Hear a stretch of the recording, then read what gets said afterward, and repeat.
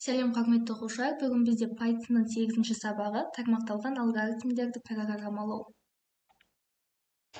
Алгоритм дегеніміз ол белгілі бір мәселені шешу немесе мақсатқа жету үшін орындалатын әрекеттердің рет-ретімен жазылған тізбегі болып табылады. Бізде алгоритмдердің сіздерге белгілі 3 түрі бар, олар сызықтық, тармақталған және де циклдық. Сызықтық олар командалар бірінен кейін бірі орындалатын алгоритмнің түрі, тармақталған шартқа байланысты әртүрлі әрекеттер орындалады, ал циклдық белгілі бір шарт орындалғанша қайталанатын әрекеттер. Соның ішінде біз тармақталған алгоритмді қарастыратын боламыз. Тармақталған алгоритм бұл тармақталу құрылымы бар алгоритм. Тармақталу бұл шарттарға байланысты бірнеше әрекеттер тізбегінің бір әрекеттің орындалуын қамтамасыз ететін алгоритмнің құрылымы немесе бұтақ деп айтуға болады. Бұл бізде тармақталған алгоритмнің сызбасы. Бұлар бізде бұтақ деп аталады. Бұтақ бізде толық немесе толық емес болып екіге бөлінеді. Біріншісі шарт алгоритмнің басы және де шарт жасалды. Шарттың мәні я немесе жоқ болады. Егер де я болса бірінші әрекет орындалады, жоқ болса екінші әрекет орындалады. Бұл бұтақ саны толық алгоритм болып табылады. Ал келесі бізде бұтақ саны толық емес, яғни шарт орындалса бір әрекет орындалады. Шарт жоқ болса, онда ешқандай әрекет орындалмайды. Бізде енді шарт беру үшін шарт бұл нәтижесі ақиқат немесе жалған алынатын логикалық тұжырым. Python тілінде логикалық өрнек айнымалыларды сандармен, жолдармен немесе басқа да айнымалылармен салыстыру үшін логикалық операторлардың көмегімен құралған. Бізде логикалық операторлар олар үлкен операторы, кіші операторы, тең операторы, тең емес, үлкен немесе тең және де кіші немесе тең. Бізде математикадағыдай үлкен, кіші дегендер математикадағыдай жазылады. Бірақ тең дегенде біз екі теңді қоюымыз керек.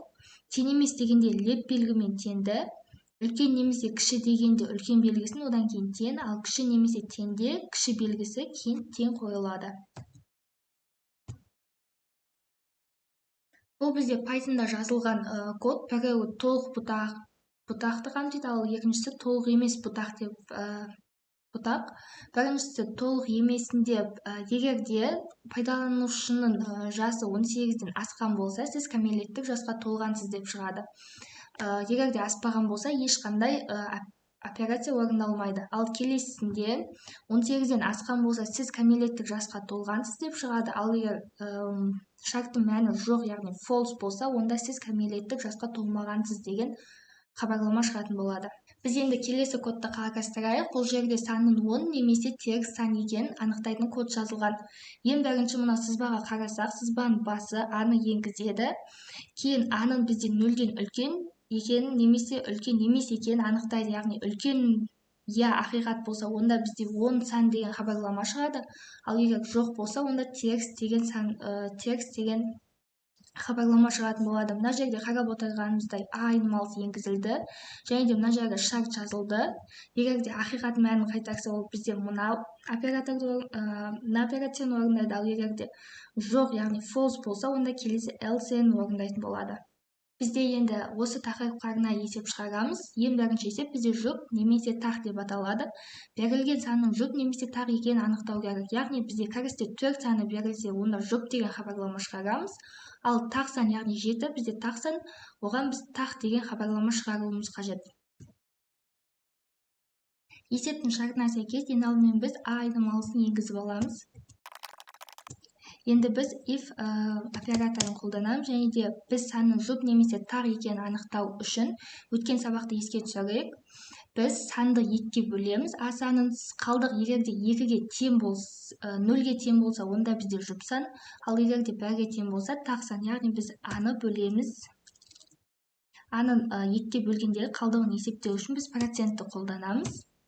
Ол бізде 0-ге тең болса, онда бізде жұп сан деген сөз. Енді біз else-ге, егер де мұна бірінші шарт орындалмаса, яғни бізде false мәнін қайтарса, онда бізде else-де, онда тақ сан деген сөз. Есебіміздің мәні шықты. Енді біз Ctrl+S-ті және де F5-ті басып есептен жанға жібереміз. Бірінші бізде сан 8, ол бізде жұп сан, яғни жұп сан шығып тұр. келесі бізде 11, ол бізде тақсан, яғни тақсан деген сөз шығып тұр.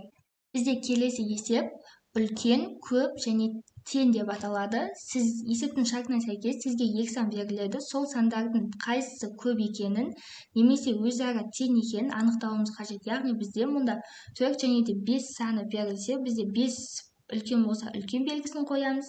Немесе келесіде 10 және де 7 саны берілсе, 10 үлкен болса, 10-ға қарата үлкен белгісін қоямыз. Егер де екі бірдей сан берілсе, онда біз тең деген хабарламаны басып шығаруымыз қажет.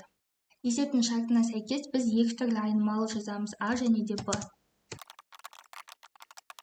Келесі бізде бұл есепті шығару үшін толық емес бұтақты қолданамыз. Яғни бізде if деп үш түрлі шарт жазып шығамыз.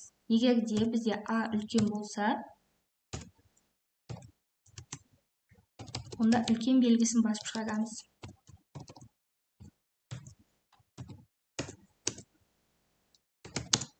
Керісінше бізде Б үлкен болса, онда кіші белгісін басып шығарамыз.